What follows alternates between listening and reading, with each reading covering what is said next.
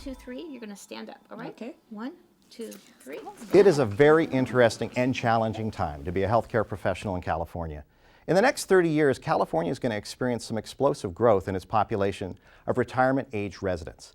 Now, the Public Policy Institute of California believes that by 2030, 1 in every 3 Californians will be over the age of 50, and the proportion of those over 65 will have increased to 17% from 11% back in 1998.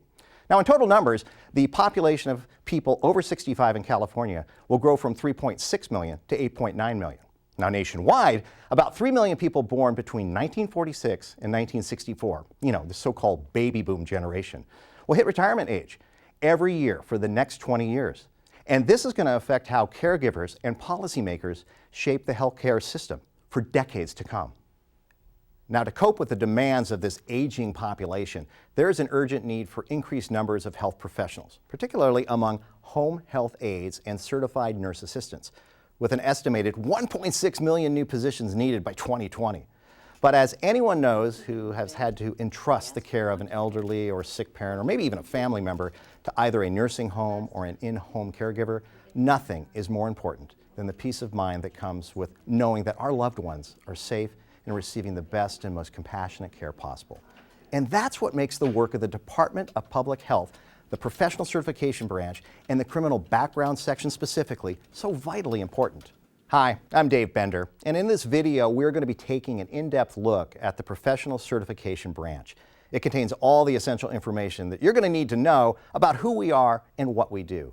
And remember, you can always refer to the California Department of Public Health website at cdph.ca.gov if you need any additional information or clarification on any issue.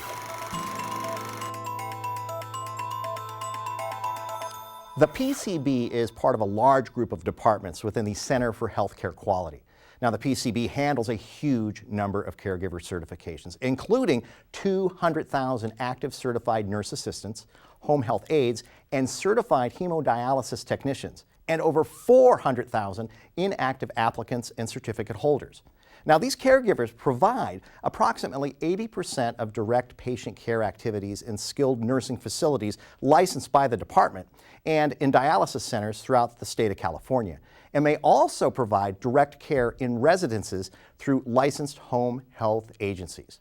Now, in addition to the criminal background section, the PCB also includes the Aid and Technician Certification section, or ATCS, and the Investigation section, or IS. The work of all 3 sections is intricately connected, so let's take a look at the responsibilities of each of those sections. ATCS certifies nurse assistants, home health aides, hemodialysis technicians, and licenses nursing home administrators and maintains a registry of these certified and licensed caregivers. Now, it also approves, denies, and oversees paraprofessional training programs regulated by the department. The ATCS provides oversight of more than 1,600 certified nurse assistant and HHA training programs, which are based in healthcare facilities or are conducted by adult education, regional occupational programs, community colleges, or proprietary schools. Both CNA and HHA certification must be renewed every 2 years, and this includes maintaining ongoing criminal record clearance. CHT certification, that must be renewed every 4 years. The investigation section investigates all complaints and allegations of unprofessional conduct against caregivers. Now, these can include abuse, neglect, and misappropriation of a resident's property. Now, other examples of unprofessional conduct are staff-to-staff threats, sexual harassment or inappropriate behavior, abandonment, that means any pattern of behavior that puts a patient at risk, fraudulent certification or use of an invalid identification to obtain certification. Also, improper care. That's a diminished quality of care that does not rise to the level of gross negligence or neglect. Drug and or alcohol impairment on the job, or the illegal use of drugs off the job. Abuse can come in many forms, of course, and it's really worth taking the time to mention a few examples right here, because we should always keep in mind the real human costs of these actions. Abuse can be physical, financial, verbal, or sexual, or result from simply neglecting a resident's needs, such as personal hygiene or nutrition. False imprisonment is also a form of abuse and can be defined as the physical restraining of a resident in any way.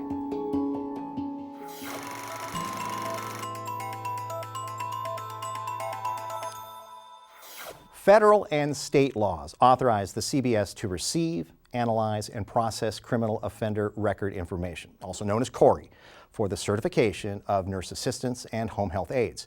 The CBS conducts background checks and communicates with various criminal justice agencies to safeguard the public during the certification process, and under certain conditions, makes the determination to take administrative action to suspend, deny, or revoke a certificate.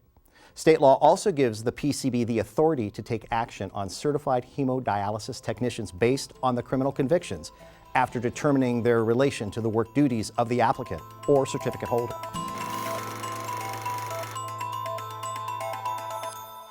The Patient Protection and Affordable Care Act, enacted by President Obama on March 23, 2010, requires the Secretary of the U.S. Department of Health and Human Services to establish a nationwide program to identify efficient, effective, and economical procedures for long-term care facilities and providers, to conduct nationwide background checks on prospective direct patient access employees, that is, any individual who has access to a patient or resident and has duties that involve one-on-one contact with a patient or a resident. Long-term care facilities and providers in participating states, they must obtain state and national background checks on prospective employees, including a check of state abuse and neglect registries, state criminal history records, and national fingerprint-based criminal record checks.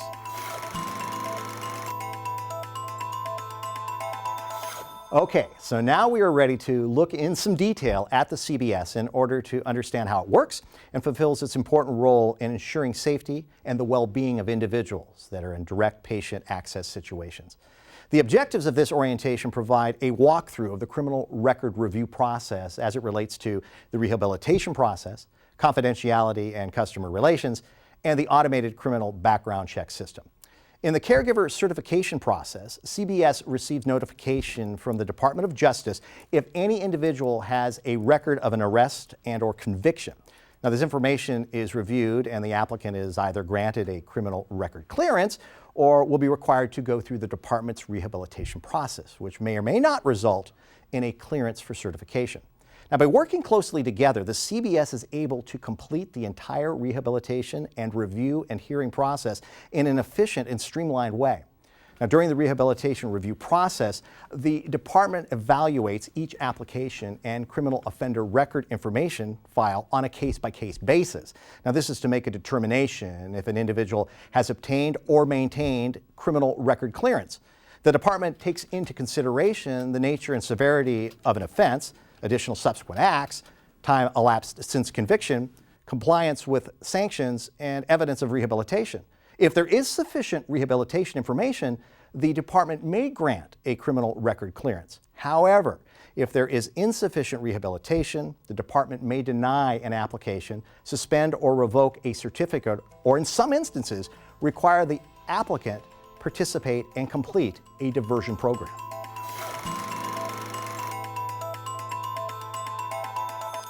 Now we come to one of the most crucial concerns in our work here at CBS, confidentiality. At CBS, our business is security, both in terms of our internal security and the confidential communications with other agencies and parties associated with the applicant. The CBS confidentiality guidelines fully comply with the CDPH information privacy and security requirements. Now, internally, our highest priority is to ensure a secure environment around criminal offender records, case files, and various automated systems. In terms of confidential communications, it's important to know what we can communicate to applicants and licensees and what can be communicated to agencies and other parties. The utmost discretion must be used when communicating with other agencies and individuals related to a case. Although CBS staff may at any time discuss relevant issues to assist in processing an applicant's case file and complete the transaction with the applicant, CBS staff should never discuss any of the department's or section's internal work processes. CBS staff communications with applicants, agencies, or individuals associated with an applicant should be professional and related specifically to the case file. Both internally and externally, the security concerns of CBS require that our staff exercise the highest standards of integrity and good judgment. which is why all employees are themselves subject to an enhanced background check and confirmed custodian of record by the California Department of Justice.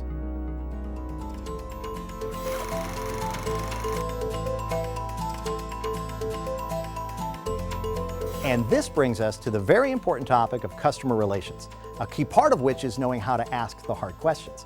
Here are some basic rules that can help make communicating with an applicant more effective. But it all comes down to two things: how we listen and how we speak. Now, when you listen, be attentive but relaxed.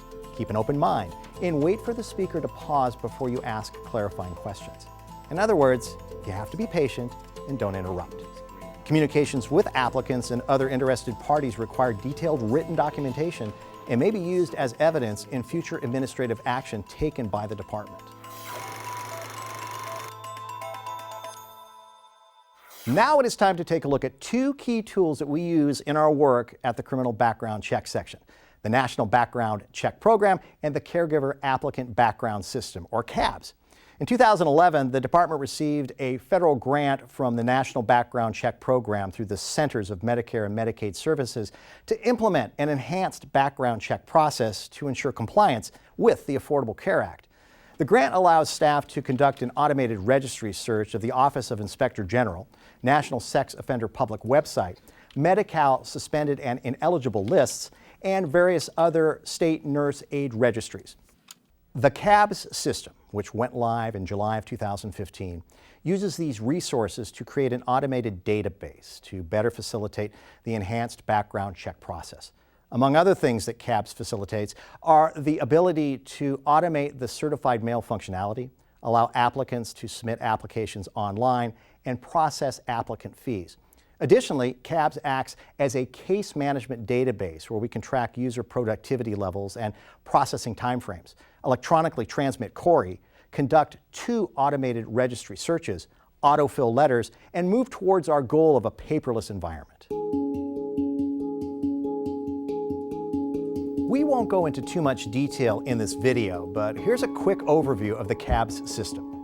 When the user accesses the CABS database at cabs.cdph.ca.gov, they are prompted to sign in with a pre-assigned username and one-time default password provided by the system administrator. A successful logon grants access to the system and guides the user to the home screen, also known as the at-a-glance screen. The at-a-glance screen provides an overview of various production areas contained within the database and how many records are in each. The view of this screen may vary depending on the assigned user role. So what are user roles? Well, within the PCB, there are a variety of users accessing CABS. However, not all staff has the same duties. Therefore, they should not have the same permissions. The assigned user role determines what area of the system the user may access, enter information, or make changes. The system administrator is authorized to create, delete, and assign user roles under the Admin tab and selecting roles. The User Accounts screen provides a list of existing user roles and lists the number of staff assigned to each role. The system administrator can disable or enable any user by accessing this screen. Now let's check out a quick view of what a record looks like in the CABS. By selecting the Person Search tab, the user is given the option to locate a record by entering either the name, date of birth, social security number, background check number, or the SID number. Once you have located the correct record, the individual's person profile is available to view. The person profile includes general information such as applicant name, date of birth, social security number, address, and contact information. This page also provides a list of previous names or addresses associated with the record. This screen also provides a view of the different tabs used to find specific information related to the record. Let's go ahead and take a look at a couple of key tabs. The Applications tab provides the user with a history of applications previously submitted by the applicant or certificate holder. The user can determine which type of application, the determination status of the application, and locate the background check number for each application submitted. Now let's switch over to the Documents tab, Within this tab, a view is provided of all criminal offender record information documents, along with any documents uploaded or letters generated by system users. A view of these documents can be done by selecting any of the blue links. Next, we will take a look at the History tab. Here, CABS will track and provide a history of all activities completed on a record by all users, such as uploading an application or a document, setting a determination on a record, entering case notes, and much more. The History note will provide the user information on the background check the activity was completed on, the date and time, the username and activity description completed. Now, there are many more tabs with CABS that consist of vital information. However, let's take a look at one last tab, the Offenses tab. When the CBS receives criminal offender record information, all convictions and arrest information is then transferred into the Offenses tab, where it is much easier to read. By going back to the Applications tab and selecting the blue link under the Determination Status section, the Offenses tab is now an option for viewing. Within the offense screen, the ability to view a list of all convictions and arrests for the applicant is provided. It is important to note that sometimes CBS will be notified of an arrest or conviction through different means other than the criminal offender record information, such as the applications submitted by the applicant during the course of reviewing other court or arrest documents, or disclosed by the applicant while going through the review process. If an arrest or conviction is discovered but not listed on the offense screen, staff can add an offense once it has been verified the offense or conviction has occurred by clicking on the Add Offense button. Manual entry will be required for all arrests and convictions that were not coded and added to the Offense tab via Criminal Offender Record Information.